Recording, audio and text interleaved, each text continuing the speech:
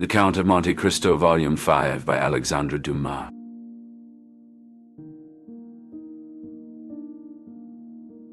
The Betrayal at Chateau d'If. The sun dipped below the horizon as Edmond Dantes, a young sailor full of hope, stood before the imposing Chateau d'If, his heart a tumultuous sea of fear and confusion. Arrested on his wedding day, he was accused of a crime he did not commit, a pawn in a game of political intrigue. In the cold stone embrace of the prison, Edmond faced Gerard de Villefort, the deputy public prosecutor. "Monsieur Villefort," Edmond implored, "I assure you, I am innocent. These Bonapartist plots are unknown to me." Villefort, whose stern gaze could cut through stone, examined the letter found on Edmond.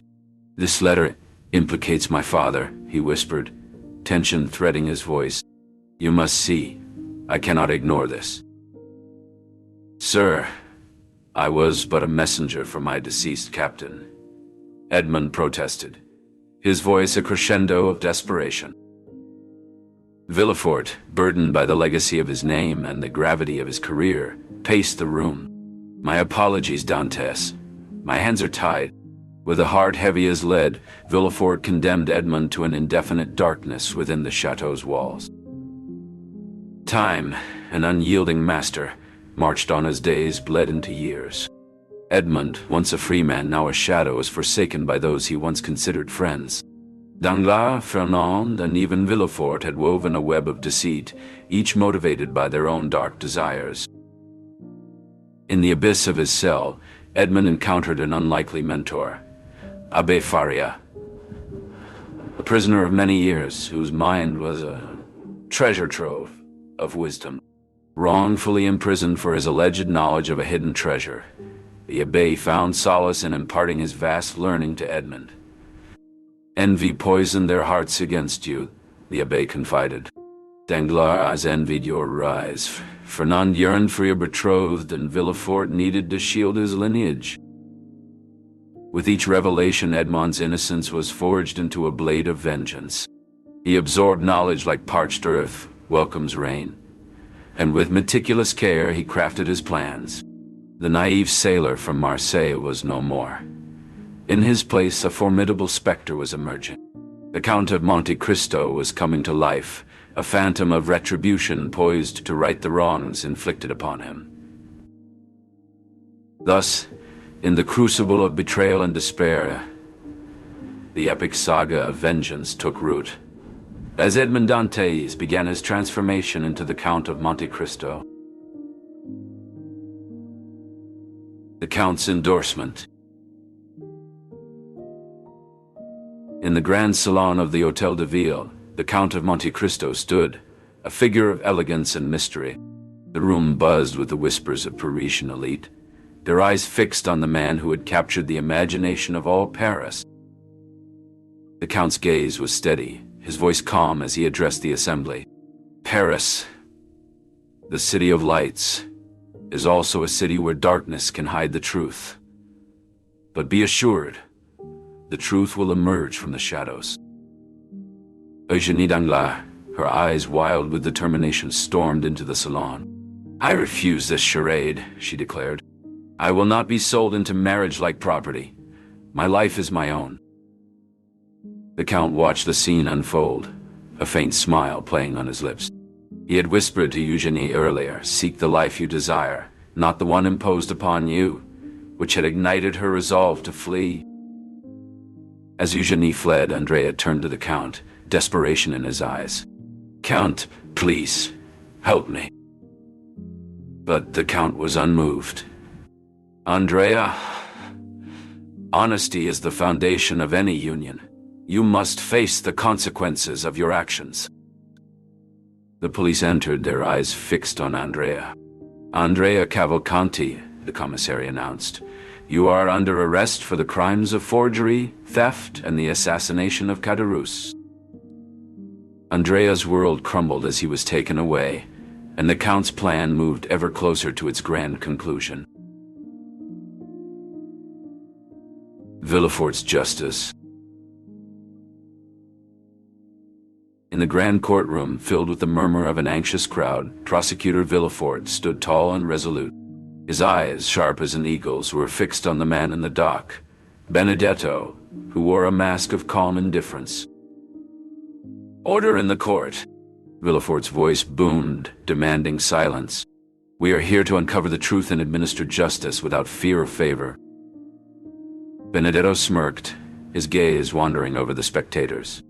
Rumors of his notorious past had spread like wildfire, igniting the curiosity of the public. "Monsieur Prosecutor," he began, his voice dripping with false respect, "I assure you I am but a humble man wronged by circumstance." Villefort's fist slammed onto the podium. "You stand accused of forgery, theft, and murder. Your humble facade fools no one here. The evidence speaks louder than your deceit." A hush fell over the courtroom as Villefort presented document after document, each a testament to Benedetto's crimes. The crowd gasped, recognizing the man whose misdeeds were recounted in hushed tones in every corner of Paris. Villefort turned to the jury, his voice solemn. "Ladies and gentlemen, you have heard the facts. This man's life is a tapestry of lies and bloodshed. It is our duty to ensure that justice is served." As the jury deliberated, whispers circulated about Villefort's unwavering dedication to the law. He had forsaken personal bonds, choosing to uphold justice over familial ties, even when it meant sending his own wife to prison. Finally, the jury returned. "Their verdict clear. Guilty on all counts," the foreman declared. Villefort nodded, a grim satisfaction in his eyes. "Benedetto, you will pay for your crimes. Let this be a lesson that justice is steadfast and impartial." Outside the courtroom, the sun set on Paris, casting long shadows that seemed to echo the steadfastness of justice, served within those solemn walls. Benedetto was led away, his fate sealed by the steadfast hand of justice, and the man who wielded it with unwavering resolve. The poison replaced. In the dimly lit chamber, Valentine de Villefort sat quietly, her eyes reflecting the turmoil of her soul. The room, once a place of comfort, now felt like a prison, with each sip of her nightly tea a gamble between life and death. Her stepmother's facade of concern had crumbled, revealing a sinister plot that left Valentine ensnared in a deadly inheritance game. As the clock struck midnight, the door creaked open, and a shadow slipped through, a figure both familiar and enigmatic. It was the Count of Monte Cristo, his presence a silent promise of protection. With a swift motion, he replaced the contents of Valentine's cup with an antidote from a small vial he carried. The Count's eyes met hers, a silent communication of trust and a shared secret. "Drink," he urged gently, his voice barely above a whisper. "This antidote will protect you from harm." Valentine's hand trembled as she brought the cup to her lips, the Count's reassuring presence bolstering her courage. The antidote was sweet, a stark contrast to the bitterness of betrayal she had tasted for so long. "Why do you help me?" Valentine asked, her voice laced with gratitude and confusion. The Count's gaze was unwavering, his answer carrying the weight of his own past. "I too was once betrayed and left for dead. In my quest for vengeance, I have found a purpose in protecting the innocent. You, Valentine, deserve a chance at justice and happiness." The Count turned to leave, his cloak billowing like a specter of the night. "Sleep well, Mademoiselle de Villefort. The dawn will bring new hope, and with it, the promise of a future free from the chains of this malevolent plot." As Valentine drifted into a peaceful slumber, the Count's mission continued, the antidote ensuring her safety for another night, and the endgame of his grand design drew near. The flight and the fury. The streets of Paris were unusually quiet as Eugénie Danglars made her way through the dimly lit alleys, accompanied by Louise, her loyal maid. Carrying a small bag with their most essential belongings, Eugénie's heart raced. She was about to embark on a journey that would change her life forever. "Are you sure about this, mademoiselle?" Louise whispered. Eugenie nodded. I must do this, Louise. Benedetto's deceit and betrayal have tarnished our family's name, and I cannot live under this cloud of dishonor. They reached the outskirts of the city, where a modest carriage awaited them. The driver, a nun, was part of a network that helped women in distress find sanctuary. She greeted them with a nod, understanding the gravity of their situation. As they settled into the carriage, Eugenie took one last look at her former home. Goodbye, Paris, she murmured. At the Danglars' mansion, Madame Danglars was pacing in her drawing room. The news of her daughter's escape had reached her, causing great distress. Where could she be? Why would she leave without a word? She lamented. Madame Danglars knew she had to be strong, for herself and for Eugenie, wherever she might be. Back in the carriage, Eugenie and Louise were on their way to a new beginning. The wheels creaked as they rolled away from the city, and with each passing mile, Eugenie felt a sense of liberation. Louise reached out and took Eugenie's hand. We will find peace, mademoiselle. Eugenie squeezed her hand in return. Yes, Louise, we will find peace. As the carriage disappeared into the night, Eugenie's chapter in Paris closed, and a new one began, filled with hope for a future free from the shadows of the past. The turning of fate. The cemetery was quiet, the kind of silence that seemed to weigh heavily on the shoulders of the young Maximilien Morel as he stood by the grave. The sky was a tapestry of grays, mirroring the turmoil within him. Valentine, his beloved, was facing an uncertain fate, and with her, a part of him was also in limbo. Valentine, he whispered, his voice barely audible. Why has fate challenged us so? A gentle hand rested on his shoulder, and he turned to see the enigmatic Count of Monte Cristo standing beside him. The Count's eyes, usually so piercing, now held a softness that was rarely seen. Maximilien, the Count began, his voice calm and soothing. The world may seem darker now, but you must find strength and hope rather than despair. How can I? Maximilien retorted, his grief turning to frustration. She's my everything, and now her future is uncertain. The Count took a deep breath before speaking. There is more to this world than meets the eye, my young friend.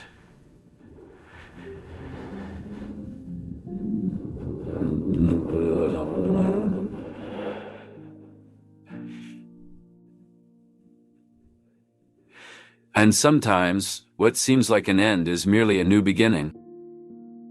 Maximilien looked at him, confusion etched across his face. What do you mean? Before the Count could answer, a commotion at the cemetery gates caught their attention.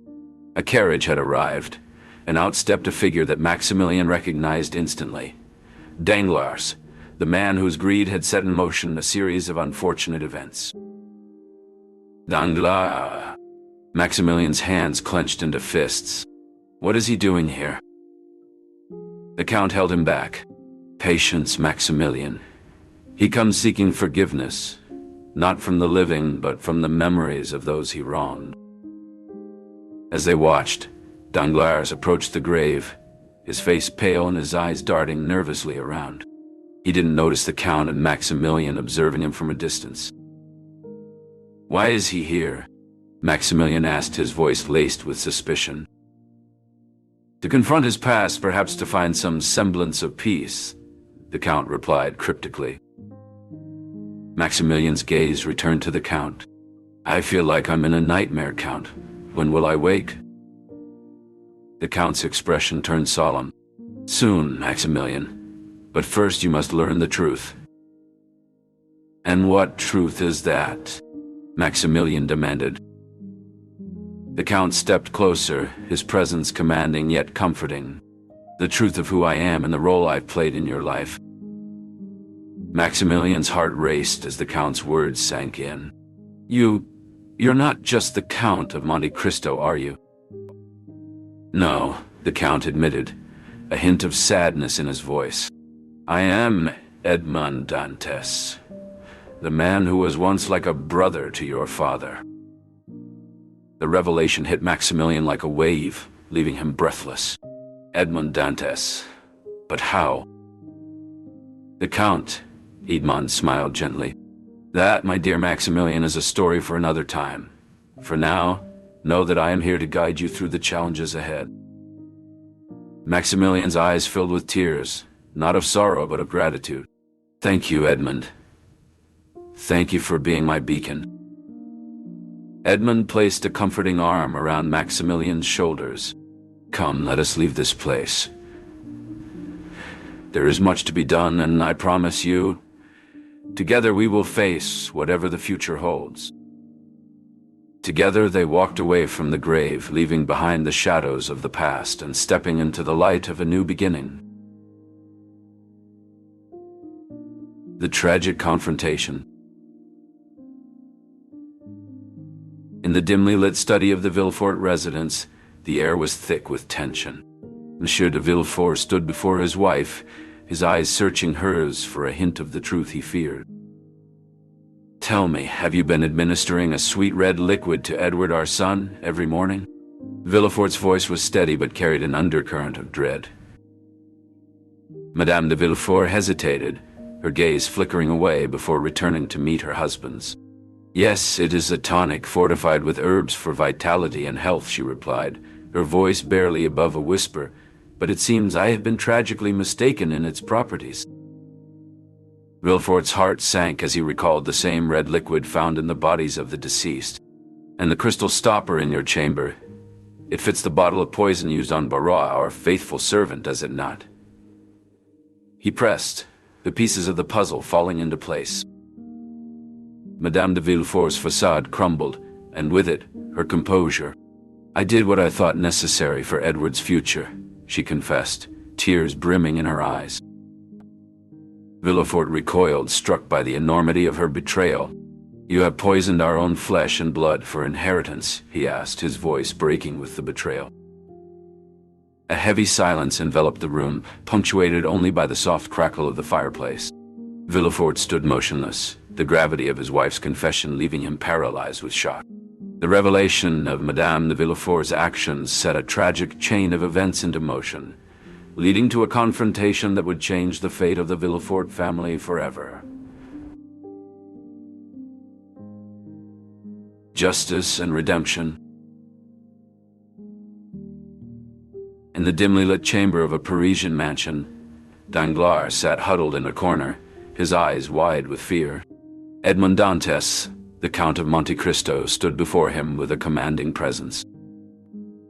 Danglars, Dantes began, you have lived a life fueled by greed and betrayal. Now you face the consequences of your actions.